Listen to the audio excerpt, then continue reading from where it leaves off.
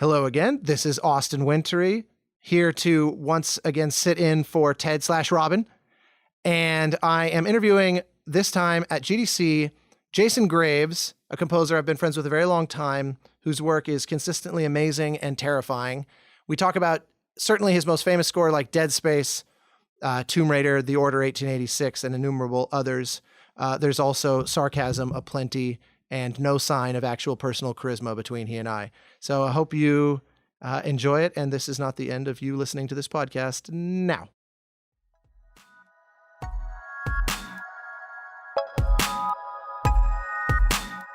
Welcome to The Game Maker's Notebook, a podcast featuring a series of in-depth one-on-one conversations between game makers providing a thoughtful, intimate perspective on the business and craft of interactive entertainment.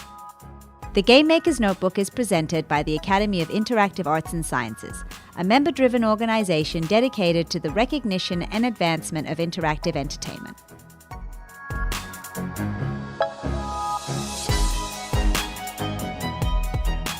Jason. Austin. Hello. Hello. How are you? I'm great. How are you? I'm excellent. Are you enjoying the intimacy of the Intercontinental Hotel room here at GDC? Best interview room I've been in all day. Yeah, oh, good. Well, we'll see if we can hold that bar steady. I want to just hear. I want to hear stories from the front lines of being Graves. But since you're here at GDC talking about Moss, which is the least Gravesian endeavor by reputation. Yes, it is. That seems like a fun jumping off point before we inevitably just listen to or talk about aleatory and musical violence. So yes, tell us about Innocent Farm Animals. Oh man, that game, so amazing. And this little mouse in VR that you see as scale like a little mouse, and you are like full sized. And the funniest thing, taking on where you just mentioned the least Gravesian, is the audio director, Stephen Hody, contacted my agent looking for a composer. And I was one of the ones that Cheryl suggested. And I don't know the exact details of the conversation, but when she mentioned my name, Stephen immediately said, "Oh, it's not that kind of a game." Yeah, exactly. There's minimal amounts of necromorph no skeletons, violence, no face melting or. Yeah. Well, I hear that they're gonna, they're adding that in to accommodate you because otherwise it's just not an authentic. DLC. Yeah, it's going to be the zombie mode of Call of Duty kind of thing. Exactly. So it was. How'd you get? So that gets. I mean, we're kind of. I realize I should have prompted you to give a little bit of just broad background on yourself. So we'll circle back and do this all kind of asynchronously because for those people who are listening who don't know your work, they don't realize that. It's actually a backhanded compliment that they would say it's not that kind of score because your reputation is so immensely solid for those kinds of games. Like it's not built on some cliche stereotype. It's built on this body of work that's pretty amazing. I appreciate that. The fawning will stop at some point. Don't worry. We'll be busting your balls shortly. But yeah. So I think.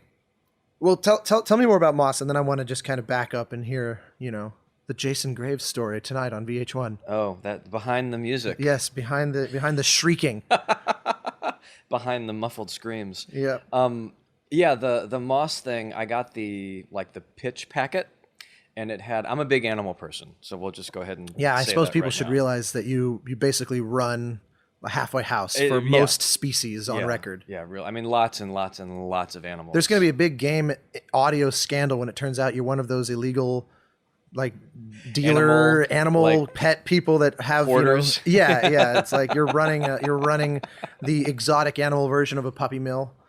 Yeah, I mean anything. You really shouldn't be breeding pandas. I know, but they're so cute. Well, I know, but they grow up. Yes, so you have like a farm. Yeah, I mean like 80, 90 something different animals, but no cows or any goats are the biggest that we get, but lots of chickens and ducks and parrots and tortoises and rabbits and bearded dragons and pythons and like hissing cockroaches, chinchillas, dogs and cats. Normal pet store fare.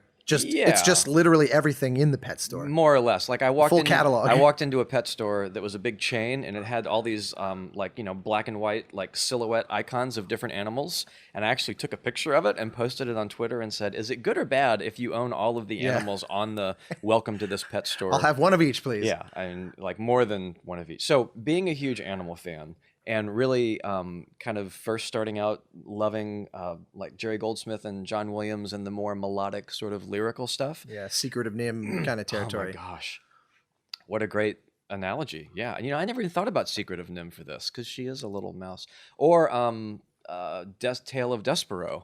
Someone pointed that out to me. Bill Ross, I think. A week ago, which was another great score. But I got the pitch packet, and on the first page was like a mouse riding a squirrel, like with a little horse harness holding a sword, and it was just one of those, what do I need to do to get this gig? Yeah, exactly. This is basically an autobiographical image. Yes, and it was very much about having an emotional connection between the player and this mouse protagonist in the game. So I wrote like a 8 or 10 minute kind of suite with different sections that kind of told the story and didn't really do a lot of explaining with text. I just wanted the music to sort of lead the way. And they ended up picking me for the composer job, which was amazing. And I got to go to Seattle. You were gunning for voice actor, but especially today, I'm in my serious, sexy GDC voice. Yeah, oh yeah, me too. I sound completely different than in the other interview that I recorded. It's like a different person. From one 24-hour GDC period is enough to mutate me into a zombie. It all goes downhill from Wednesday on. Oh yeah. But the team, it's like 12 or 14 people, mostly from Halo, the Halo studios.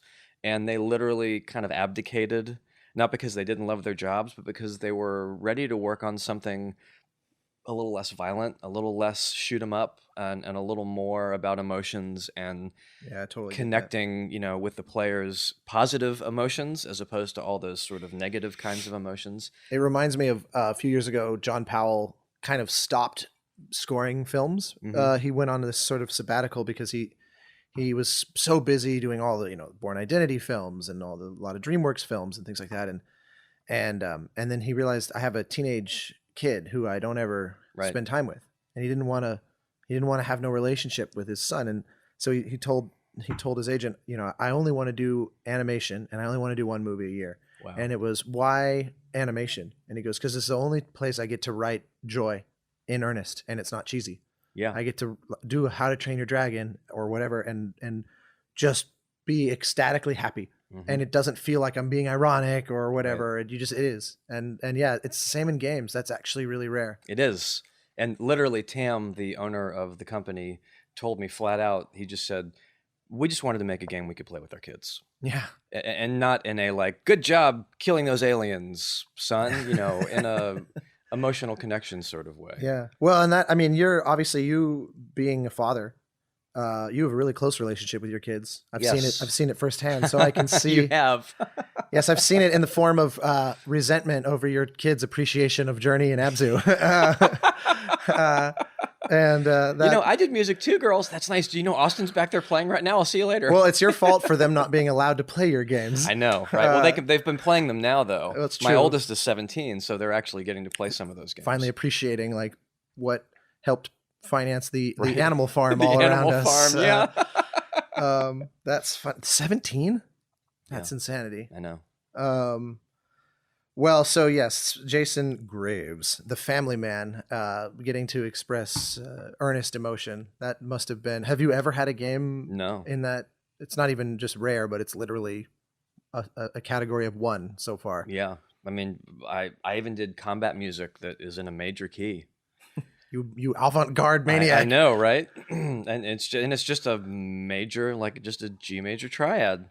Maybe there's a major 7 in there every now and then, but just nice open triads, and it's all about like building confidence and like empowering the player to move forward, and hope, and searching for someone that you love and kind of reforming that bond, and basically the antithesis of all the stuff that I'm known for, like Dead Space or Far Cry Primal or Tomb Raider or all these games where the music is supposed to make you feel like you're going to die and be concerned for your life the entire time. Yeah, it's been really nice to see it also get this reception, because VR games are so kind of intrinsically niche still. Right. But it brought me, because Sony published the game, if I remember, because I remember the score. Of course, anything you do is going to be on my radar just by virtue of it being you. But I remember it was getting noticed, and then a particularly happy thing was when the Royal Philharmonic about a year ago, May, did a concert of music from the lineage of Sony games, PlayStation 1 through God of War, basically, and Moss ended up on the concert, and I'll never forget. Jessica Curry was kind of the host, and she came out and she said, "Now this next score is going to charm the pants off of you." I love Jess so much, and she's terrific, and it was true. It was and what a change of pace on that concert, because literally it was like God of War and just one endless sort of barrage of mayhem after another. So yeah, it's been really nice. Hopefully this you can be giving Gareth a run for his money in the emotional action music category. So why don't you back up then and give us a sense of actually wait, no, I have one other question, because you worked with one of my absolute favorite human beings on that, which is Maluka. And tell. In fact, did I facilitate that, or no, it was Far Cry that you guys first, where she was screaming and oh my gosh, that was so. I just told this story yesterday because it's such a great story. So there were 3 kind of tribes in Far Cry, and one of them was supposed to be sort of mystical and magical in their religion. And I was basically, for like a year and a half, ever since I'd heard Maluka on your scores, been dying to find a reason to get her in. And I was like, this is it. This is perfect. She is a magical... I love her vocals, and I can get her in that lower, like really cool timbre and do some neat stuff with some harmonies. And we did, and it was great. And about a week later, they came back and they said, okay, so change of direction. That tribe's now basically cannibals that will kill you and like eat your heart while you're still alive. So we just need it to be, like really scary. You can do that, right? Ha ha ha. And I was like, oh man, like what happened to cool and mystical? So I had a Skype call with Maluka and said, look, this has gone in a completely different direction, but I still really want to work with you. But I don't know, if you'd feel comfortable, because what I'd really love is for you to just scream a lot of crazy stuff and like kind of Native American war cry sort of things. And I can give you some of the language of this tribe, but I want to get your stuff first, maybe just based on one little track that I send. I'm going to write the music around that and like kind of use it as a feature, even though it's like, these crazy sounds. And we're going to need multiple takes of that demonstration. Yeah. Well, she could really, she's got a really beautiful dark tone, but she can really get... Yeah, I didn't know she had that in her. I don't think she knew she had it in her. Yeah, it was really effective, though. I mean, it really like totally pushed me to make the music sort of match that like emotional high note that she was hitting, like literally and figuratively. And we laughed about it all the time, and she even recorded herself doing it a couple times. Yeah, I saw a little snippet. That's how I realized it was her and what was going on. Yeah. It's because like on Twitter, this video of her screaming her guts out. And what's funny is people don't realize she's the sweetest, most gentle, and she did some Twitch streaming of playing that game, right. And she's like running up to kill like a mastodon or whatever, the big sort of prehistoric elephants. And she's like, I don't want to hurt it. I don't want to hurt it. And she's like crying practically as she has to hunt. And then that same, apparently with just a little nudging from Mr. Graves, turns into a cannibal pretty convincingly. It was a good gig, but it wasn't really what I wanted to do with her. Then I did something with Ready at Dawn,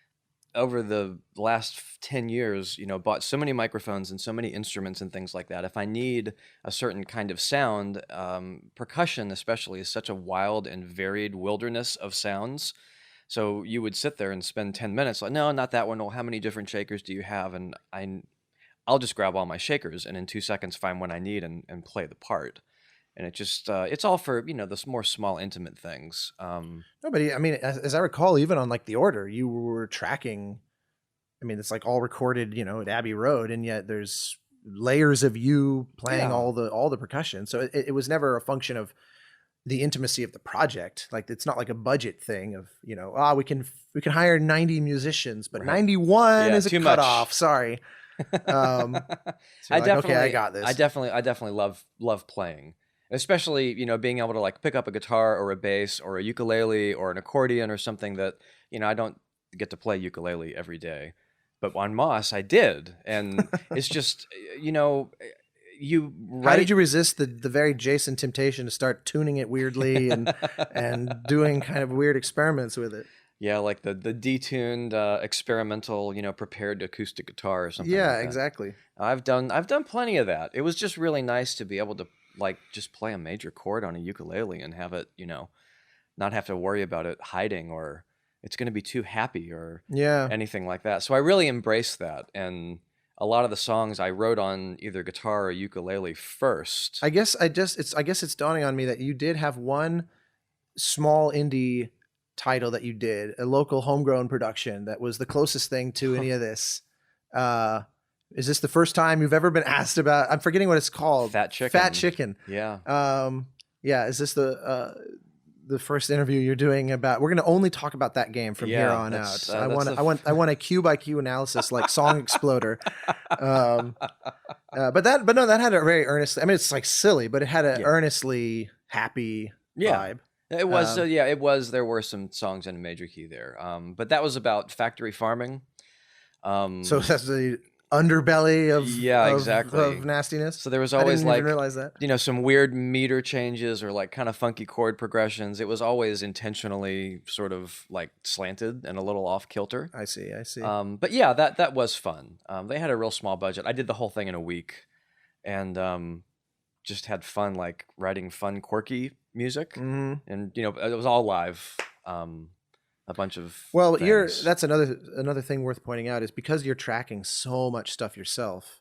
One of the little cheats that we realized, I think collectively as a community at some point, is that you can hide a bunch of samples behind even just one live guitar, one live violin, because the ear can't ignore the human thing in the mix. Yep. So you can have what would be an 80-piece orchestra playing completely through samples. And then this was my big sort of concession. I mean, Journey ended up being all live, but but all the initial mock-ups and the demo and even the original trailer that's out there is the one cello on the very front of the mix, very almost overly self-consciously, because behind it are all these strings that are horribly mocked up, but no one ever flagged it because and so you've pulled real mountains out of molehills over the course of, where stuff, I was just astonished by what you were doing with essentially pre-recorded or sampled elements because of that. So with that as a pivot, if I may, obviously your most sort of celebrated work, at this point it's hard to pick one, to be frank. You're so sweet, honey. Well, it's just you'll make it up to me at the bar. Like Gary, the body of work is pretty spectacular at this point. But there's no question that the thing that may sort of your reputation hang on for forever, and rightfully so, or at least justifiably so, would be Dead Space. And so, why don't you? Because you had you were doing film and TV kind of stuff in LA before you ever really got into games, at least before that title exploded. Yeah. Why don't you give us the kind of capsule rundown of how you went from bright-eyed young Jason to Dead Space Jason before we actually get into Dead Space? Well, I actually had done no horror games or any horror films or anything like that before Dead Space. But so just walk me through a little bit about what your career was like before that game. Well, I went to USC, and they had You pointed at me because apparently, well, because I also went to USC. I own that now. yeah. There's no camera here. I can point anywhere I want, can't I? It's true. Yes, you can. No one knows that you've just been flipping me off continuously. Been getting the double middle finger for about the last 20 minutes. Yeah, and you know how the program is. They have some amazing composers sort of come through the doors, and sometimes it's just for an hour thing, like Jerry Goldsmith came in, and other times composers will stick around, and Christopher Young was one of the guys that stuck around. The maestro of horror. And I really loved his score to Hellraiser, plus a bunch of the other stuff that he had done. And I was the guy, in undergrad that already read the entire theory book and the music history book, and was just like, I was Hermione in music school. So when same hair and everything. Yeah. When Chris came in, I gravitated to him like white on rice, and was there all the time, and well, he must have loved you too. Out to his car and was asking him tons of stuff. And the first thing he gave me, on the third week maybe, was like, this is everything you need to know about scoring music. And it was his personal copy of the Alien score. The Goldsmith. The conductor score. Wow. Yeah. He's like, I need Jason. I need it back in need 24 you to have hours. This. Yeah. So I was like, I'll go to Kinko's right now, Mr. Young. And I, went to Kinko's and copied. They didn't have PDFs back then. Yeah. But that was sort of the groundwork. Is it the whole score? Yeah, the whole score. How do you get that? I guess he got it from Jerry. That's I say Jerry amazing. because he calls him Jerry because, he said that's where because I was asking about Hellraiser. Yeah. And he was just like, here you go. Here's Hellraiser. Wow. It's Alien. Yeah. I mean, Chris Young is one of the most giving of himself. This is a Yes. guy who bought, he was trying to help out young composers in town. Mhm. So he bought a house where composers can stay Yeah. for the first 6 months. If they've moved to LA to try to make a career, he gives them a artificially depressed rent house where he's just losing money all the time in order to give someone a place to get on their feet, where they're paying like a couple $100 a month or something like that in order to survive. And he just So amazing. constantly has this round robin of young composers. And it's one of those where I'm like, I really hope that he's got like a financial advisor or somebody who's making sure this is okay, because he's so obscenely generous that I worry he's going to eat himself out of house and home for the sake of his giving nature. I didn't realize that with the Alien score. That's such a cool and very typically Chris. Yes, of course. So that's the first thing I fell back on when my agent at the time basically said EA's doing a new horror game, and you keep resisting my desire to learn about life before Dead Space came along, though, because you were doing film, you did like library music, I think. Yeah, lots of library music. You had a music, whole lots kind of career. Commercials. I ghost wrote for a couple of composers when I was in LA for the 2 years that I was there. Like some Jackie Chan movies and Wow, a bunch of Activision commercials and Honda commercials and commercials for the Army, and we recorded at Capitol Records with a live orchestra. The guy I worked for the with, Army. Yeah, for the Army. Wow. Yeah, the guy I worked for did the Intel logo. That was his, dun dun dun dun. That's his contribution to civilization. He wrote that, yeah.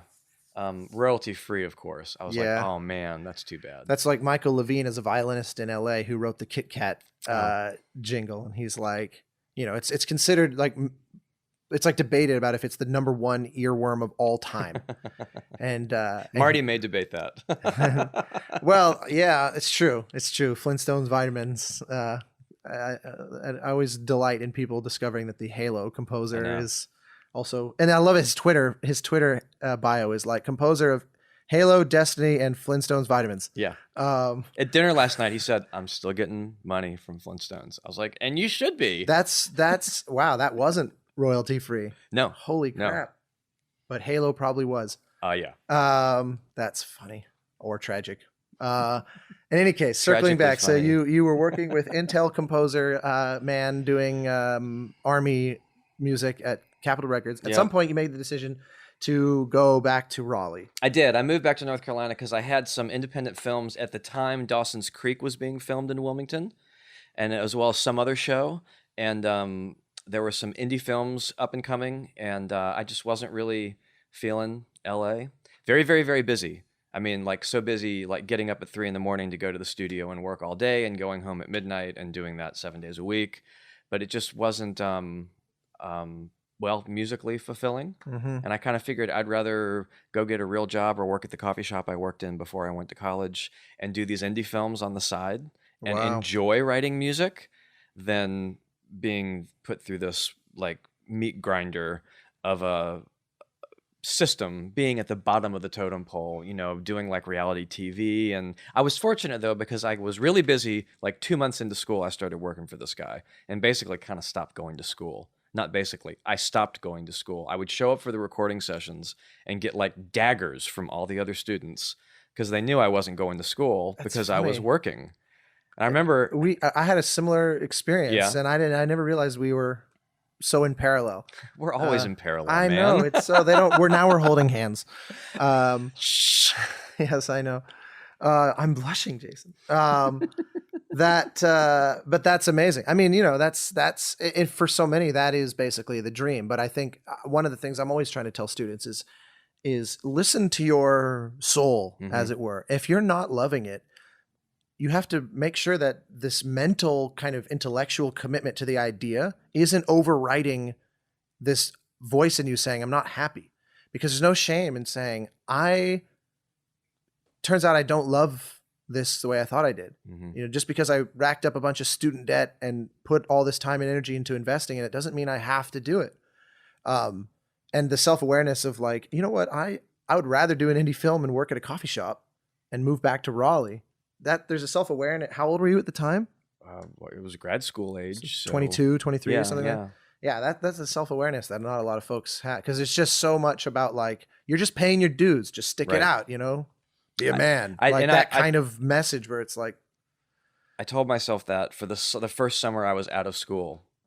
I was like, I'm going to give it the summer, and it can't be, because now school's over and I don't have to worry about all this pressure of feeling guilty and not going to class. And I called my folks and I was like, I don't know what to do, because do I go to class to listen to this composer who's brilliant talk about when he worked on TV shows in the 80s that I love, or do I finish my TV show that's due tomorrow? yeah, And my dad's like, well, why did you go to California? You want to write music, right? Go write music. yeah. And course. the director, Buddy Baker of the program, completely understood. He's like, you're fine. And he gave me the certificate, whatever graduate diploma thing at the end, and wished me well. But after that summer, it just got worse. Yeah. It was just, I'm a hard worker. Don't get me wrong. I'm not complaining that it was too busy or anything. It was just not, No, it's the flavor. it's not fun. Yeah, Like for my, sure. my heart wasn't in it. And it just wasn't the kind of thing at the time, you know, you're broke in LA, and just, so I moved back home, and we literally moved in with my in-laws for the next 6 months. And I literally worked at that same coffee shop and did these indie films, and slowly but surely started doing some other local things for about 5 years, built up a local reputation for writing music for, you know, industrial videos. I was going to say, what's the local market even like in Raleigh, North Carolina? Hey, I recorded and encoded the very first surround sound handbell DVD. Okay, noted. That is new information. Probably not in the Guinness Book of World Records, but they were You're very no excited Tommy about that. Tallarico. Yeah, definitely not. That's well, I mean, actually, it's funny because especially these days with a lot of the film incentives, the funny thing is there probably is a lot of, I mean, I don't know what North Carolina's is like, but there's a lot of states in that area Yep. that pretty aggressively try to bring in productions. Atlanta's huge right now. Yeah, so it's in the neighborhood, as it were. But at some point in there, then you started getting plugged into games. I did. I kind of stumbled across my first one. I was doing newsletters, like these things called newsletters, where you would fold up paper and put a thing called a stamp on it and put it in the mail to people. I saw this at a museum once. Yeah. It's like at the Guggenheim. Uh-huh. I was sending out monthly newsletters to about 200 people, and half of it was just talking about music that I'd written locally, but the other half always talked about what I did in LA. And there seemed to be sort of this idea that I was somehow an LA composer that had moved to North Carolina, where I was actually just a North Carolina composer who lived in LA for a few Had a years. brief foray. Yeah, exactly. So it was just, I ended up hooking up with someone in town who knew I could do orchestra stuff, and they did like non-orchestra stuff. And I helped them out a little bit, and then kind of stumbled across a game that was just a matter of knowing someone who knew someone in Australia, which is literally the opposite side of the world, and they were doing a game called King Arthur based on the movie King Arthur that came out in 2003 or something like that. And literally they said, "Oh yeah, we need music. Maybe we should do something about that."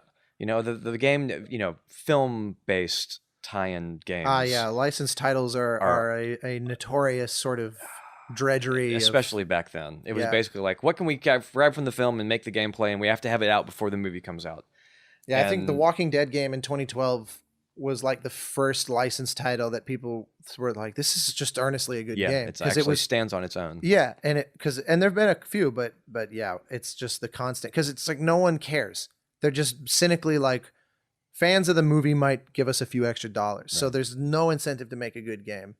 I didn't even know that existed, that King Arthur game. Like, was you recorded orchestra? No, it was all samples. But I went. So my experience in LA was this.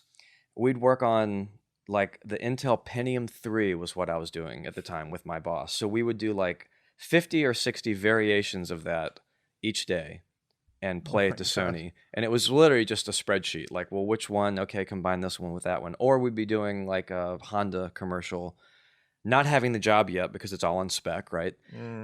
Version after version after version of a 30-second spot over like 3 or 4 weeks. And working really hard at doing that. And you kind of lose, your heart's not in it anymore. So that's basically why I ended up leaving. Advertising is brutal. Yeah. Well, with the game, I had... I think it was only maybe 40 minutes of music, and I had like 4 weeks to do it.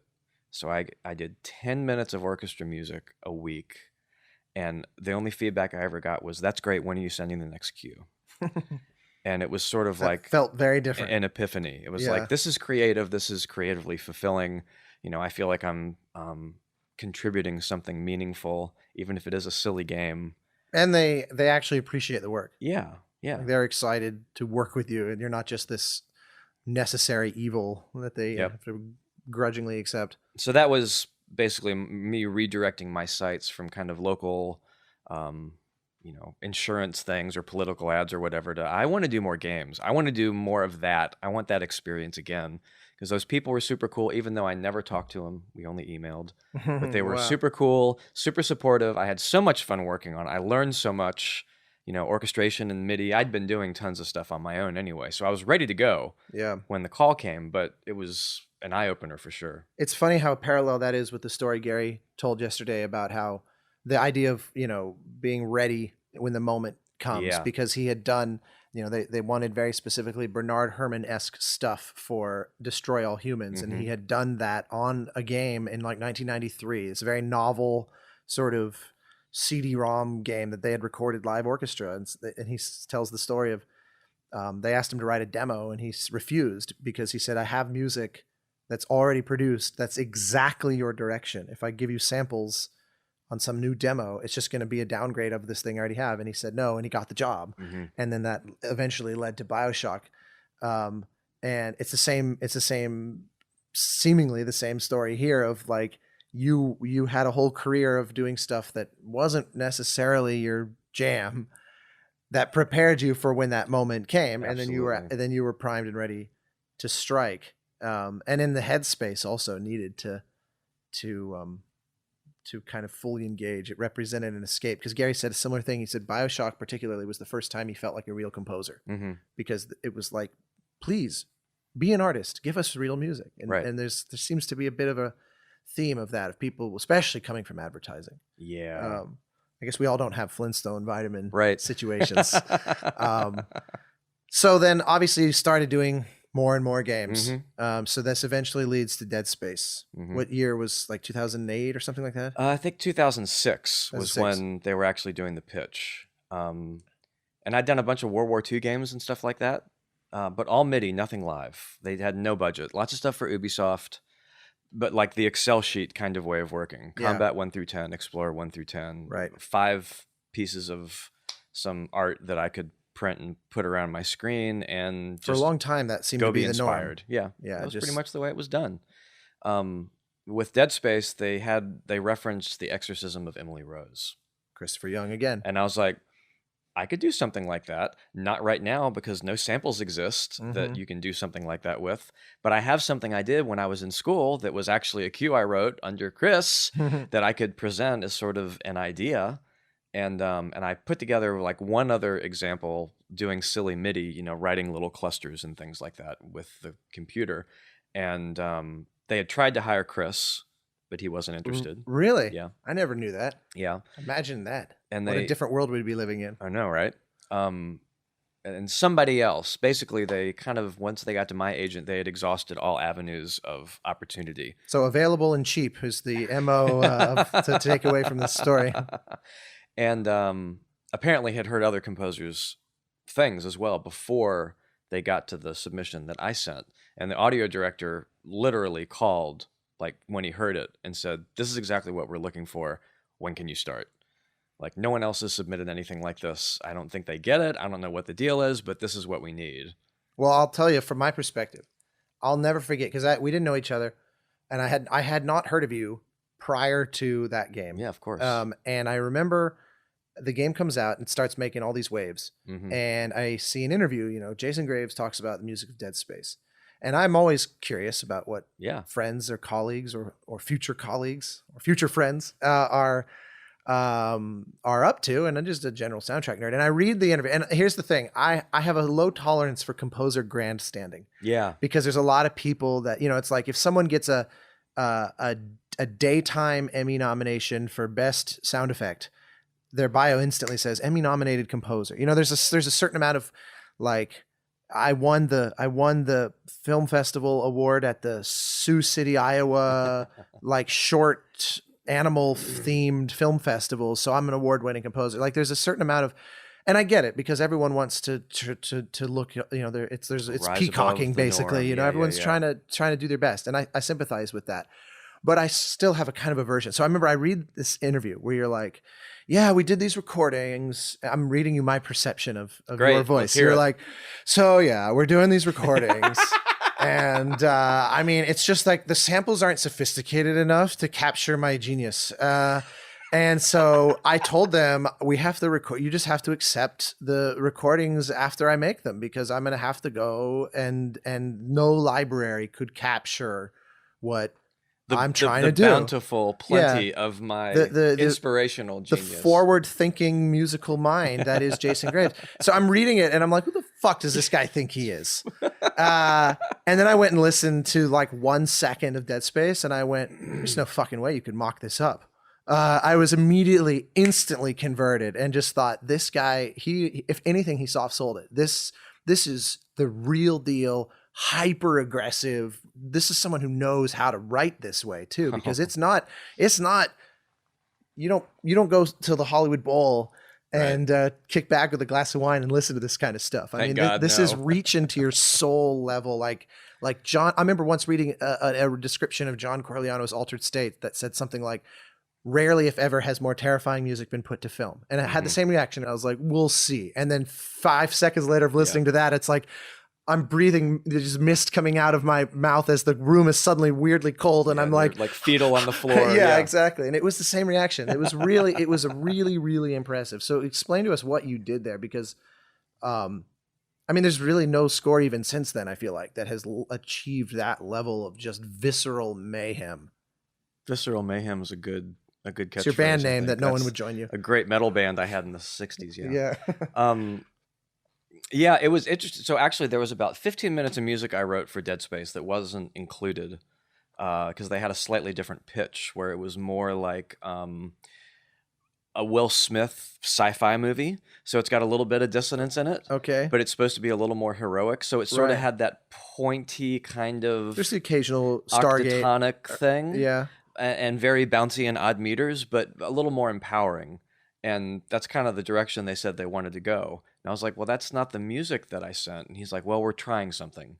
This was a team of, I think 30 people worked on it for a year and a half all by themselves. Wow. And then I was brought in, and then we worked on it for about another year and a half. And then they went large after the first major vertical slice and kind of, imitated the style that we came up with. But it was a year and a half of experiments. So we did that. And then he came back about 2 months later and he's like, okay, change of plans. We just need you to write the scariest music that's ever been written in the history of music. Like, we don't want to empower the player. We want to terrify them all the time and convince them they're going to die at any second. And I was like, well, I can do So you're that. a serious crowd pleaser. Yeah, I mean, it's like everyone's greatest hits, right? I did my undergrad before I went to USC. My professor was very, very 20th century.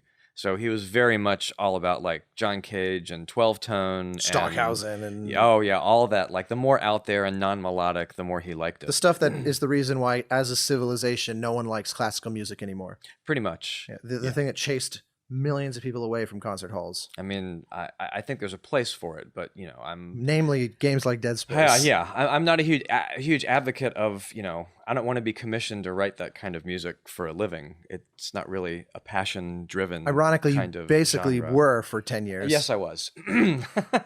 Still bear the scars. I mean, it was really, and so you, if I remember correctly, you basically hand wrote out just piles and piles of these phrases and gestures and monstrous things, and then recorded it with no mock-ups, right? Yeah. Kind of built a custom library that had no precedent. They wanted to do 4 completely independent stereo streams of music that played simultaneously, which had never been done before. They had their own custom audio engine. And then they had stingers that could fly in on top of those 4. And they wanted it to be completely, well, he didn't say orchestra. He didn't say death metal. He didn't say found sound. He just said the scariest music ever. Well, I just fell back to like The Shining. Yeah. I mean, to me, that's one of the most terrifying films because of Penderecki's stuff. Yeah. And Ligeti. Yeah, exactly.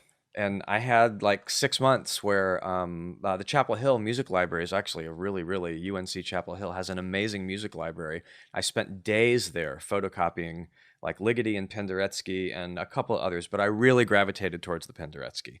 And I started seeing things that Goldsmith had obviously lifted in a very good way for Alien or for Planet of the Apes, or that Williams had used in Close Encounters, like Barry's kidnapping and cues like that. So I could see the original, because Penderecki is the original. Yeah. He wrote Threnody for the victims of Hiroshima, like still in school, and won like the National Polish Composition Award that year. You know, that piece very famously, it has these clusters where it's like 50 strings all playing different notes, right? And it's this violent dissonance. And he notated it in this way that was pretty innovative at the time, of just putting a big black box. Yeah, he invented all these graphics. Yeah. And I once read an interview where they said, how'd you come up with this idea of like just this graphical sort of notation? He said, well, I was in a coffee shop and I just didn't have room in my space to kind of spread out.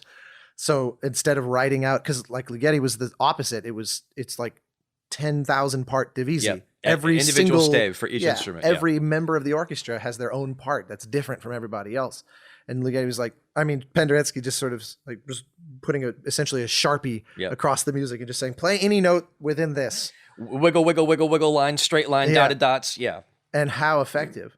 So yeah, that was the education sort of ramp up to it. In other words. Yeah. The audio director had been with EA for 18 years. He'd done all the Lord of the Rings games and stuff. So he had a lot of clout. And apparently I found out after the fact that some of the executive producers were actually pushing for like a heavy metal, dark, like grungy Mick Gordon kind of ahead vibe. of the curve. Yeah, 20 years earlier. Yeah. But he shielded me from all that, and he let me do whatever I thought was responsible. That's and a really good appropriate. audio director. Yeah, and if you don't get that a lot nowadays, because a lot of the audio directors are younger and a little more green, and there's, I think, an innate fear of being responsible for like messing something up if you try something different. But Don Vecca had been around forever, and I told him that I could do everything he needed, but that there was no way to do it with samples. You had to record it live. I couldn't do any mock-ups. And I couldn't even, like, if he came to the session, he'd just be listening to violins making funny sounds for 3 days. It wouldn't be a piece of music. And I said this thinking, we're going to take your $50,000 budget and spend every dime before you hear a note of music. And there's no way of getting that back. So there's no way you're going to agree to this. And he just shrugged and said, great, let's do that. So you convinced them. They did not fire you or reject this idea. Right. You convinced them that this was a good idea. Did they actually come to the sessions and sit there with bemused looks on their face, or did you just show up like a knight in armor with a pile No, of crazy he was recordings? there. Yeah, he showed up at the session. But you know, Was this a Skywalker or is this a net? Yeah, okay. Skywalker. The phrase "enough rope to hang yourself" was pretty much banging around in my head the entire time, and I kept calling him, saying, "I've got this great idea," and he'd go, "That sounds really cool." And like the second time, he literally said, "Dude, whatever you do is going to be great. I trust you. You don't need to keep running this by me. I'll see you at the session." I was like, "That does not make me feel any better." That's fantastic. And really, it was all like not even gestures or anything. It was very like, let's record all the violins playing their highest note possible as quiet as they can for 20 seconds. Now let's get them to play it again as loud as they can for 20 seconds. Now let's get them to repeat these notes randomly as fast as possible for 20 seconds quiet, and now for 20 seconds loud. Literally building a library of sounds that I came home with 45 minutes of material every hour because there were no wrong notes. Yeah. So I had like hours. I mean, like 10 or 12 hours of material. And then the rest of my life for Dead Space 1 consisted of building a contact instrument in the morning in panic-stricken fear of not being able to live up to this $50,000 budget they had spent. And then in the afternoon, writing a piece of music with that new sound that I had built in Contact, and then delivering it. Well, it paid off in droves. I mean, it was like I said, the first time I heard it, I just was blown away. I'd never heard a score of that sophistication in and just sheer violence. I mean, it was just so incredibly terrifying. And people talk about it still, like they play the game. Yeah. And usually it's melodic, tuneful kind of things where people after the fact remember the, like they talk Final Fantasy always, you know, Sure. like, oh, the first time you see Sephiroth, I'll never forget that melody. And that's a very common sentiment. Or Mario, you know, like these staples, Zelda, etc. A mutual friend of ours, Grant Kirkhope, has like 30 years of sycophantic acolyte fans built on the piles of amazing tunes he's written. And yet Dead Space was that anomalous outlier where it was like, oh, I really remember the music and it took 10 years off my life. Like I'm not a, I'm not a better person. And yet it's so effective. And so that set the tone. You won all the things. You won all the which was BAFTAs such a and surprise. gang awards. And I wasn't expecting a thing, honestly, because it was so visceral and non-musical and over the top. It's like, no one's going to want to listen to this. Actually, well, here's where I'll disagree with you. It's extremely musical. It's just not a musical vocabulary that we pleasingly listen to. Yeah, but yeah. like that's the thing. That's why it's not a wall of sound. That's I think why, as I maybe analyze my own reaction back then, it felt like a composer wrote this. It wasn't just sound effects libraries of gestures that are being stitched together like Lego blocks. Right. Because there's a big difference between those. Because any sound designer can take shrieking violin sound 1x3-4 and just put it on a timeline in Pro Tools and play it back and say like, yeah, here's my piece. But that's not at all what this is. I mean, it's real. Plus, I guess they also were able to be very dynamic in game with how granular these parts were. Because I remember that also about the games. The music was super reactive. And constantly playing all the time. Half the time it sounded like room tone.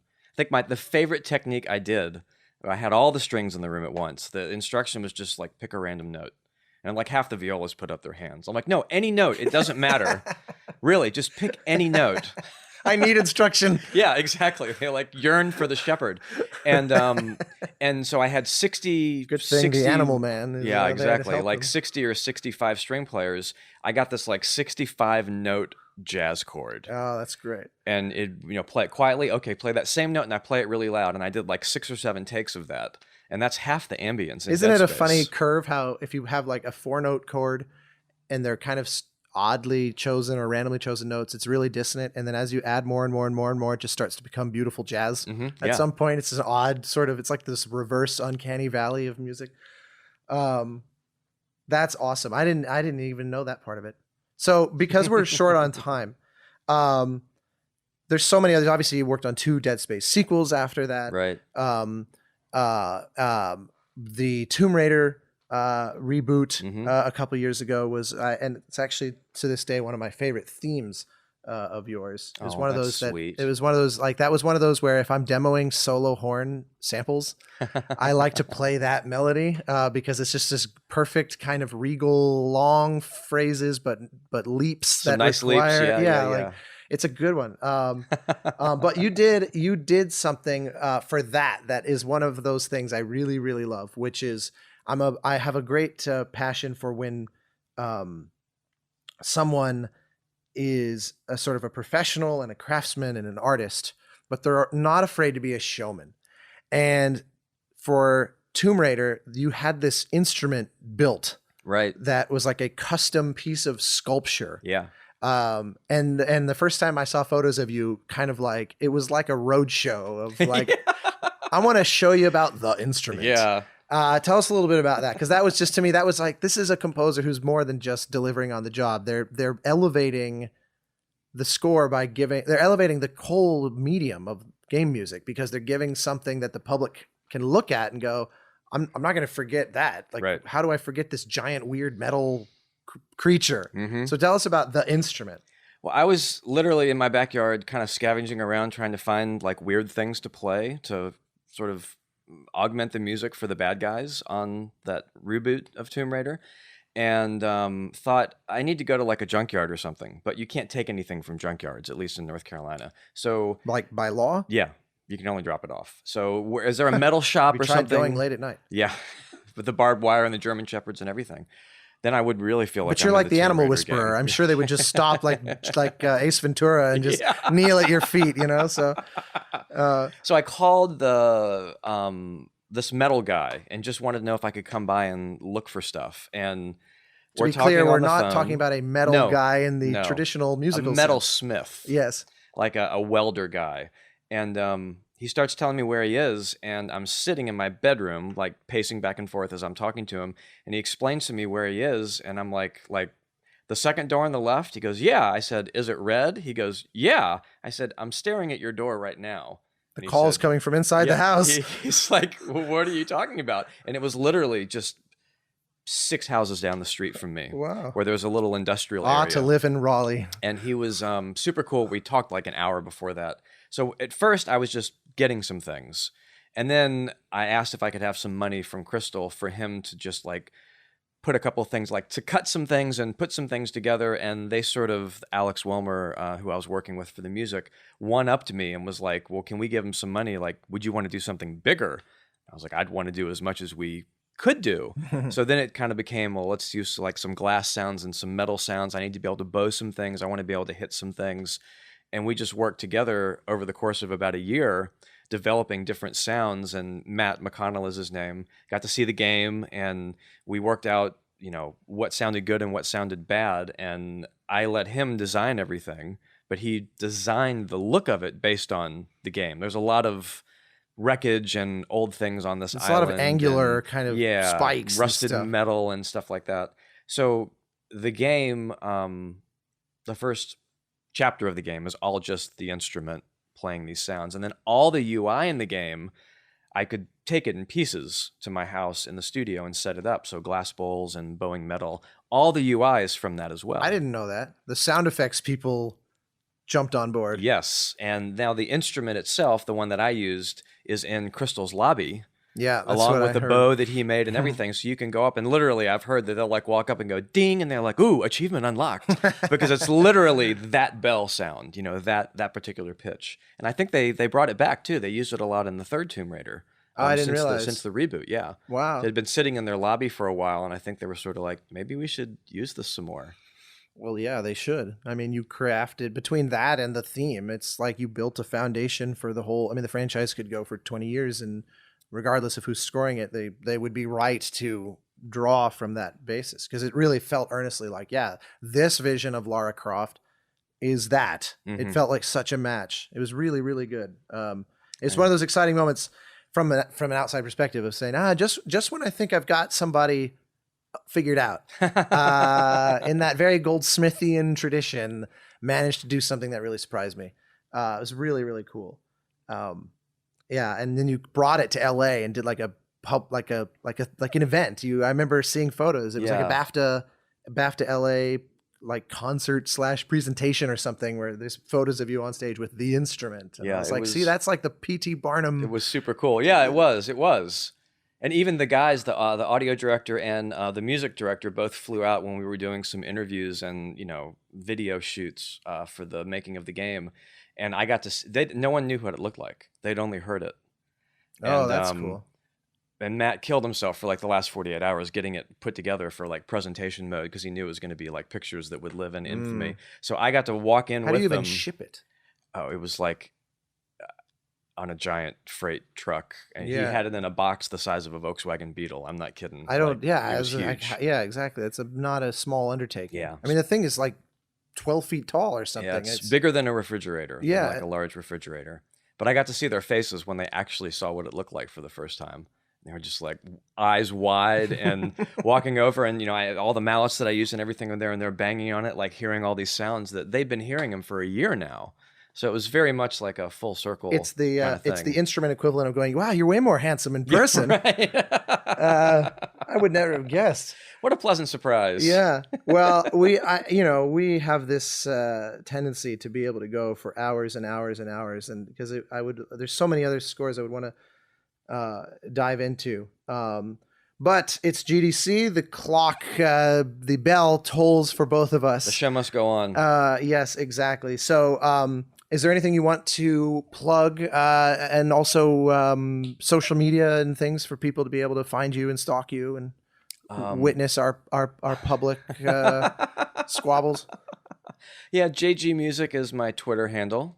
Super easy, and I've been doing a YouTube channel now for, especially for composers Yes. that catch this podcast. Your channel is actually really thorough of like thank you. composer techniques, and Yeah. that's a new venture for you. That seems actually like a lot of work. It's on the technical side, it's work, but actually filming it, now that I'm used to staring at a camera and not to like the loving eyes of Austin Wintory. It's okay. I'll film also. So I thought about putting a picture of your face up on the camera so that I'd feel a little more at home. Yes, But then it good. just seemed a little weird when I wasn't filming. I mean, for what it's worth, all you had to do was take the photo already there and just slide it to the left so it was right above the camera. Right. Oh, well, that's true. Take it out of the gilded gold frame Yeah, and just exactly. kind of paste it over What the I want monitor. is to send you a photo of me that you can put right behind your BAFTA awards so that you can see me through the carved out the eye one hole. eye. Yeah, that would be Yes. perfect. That's my new ambition. I'm gonna sneak into your house at night and make that a reality. That so sounds just perfect. forewarn. So JG Music, your YouTube channel, what's it called? Audio Arc.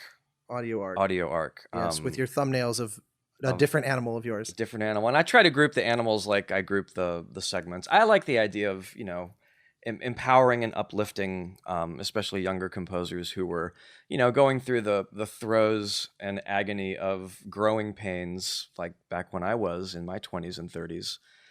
Just to if I can help out a little bit, then great. Well, I think it probably does. Well, with that, I will say thank you. We can stop holding hands. All right. And we'll see you next time. Thanks for listening. Thank you so much. I've been Austin Wintory. This is the Game Maker's Notebook.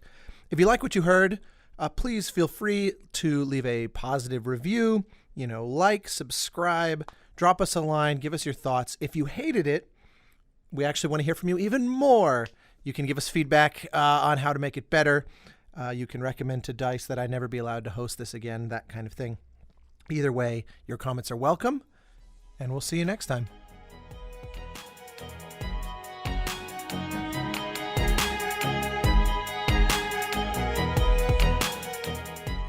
Thank you for joining us for the Game Maker's Notebook. For more information on the Academy of Interactive Arts and Sciences, our podcasts, and our other initiatives, please visit www.interactive.org.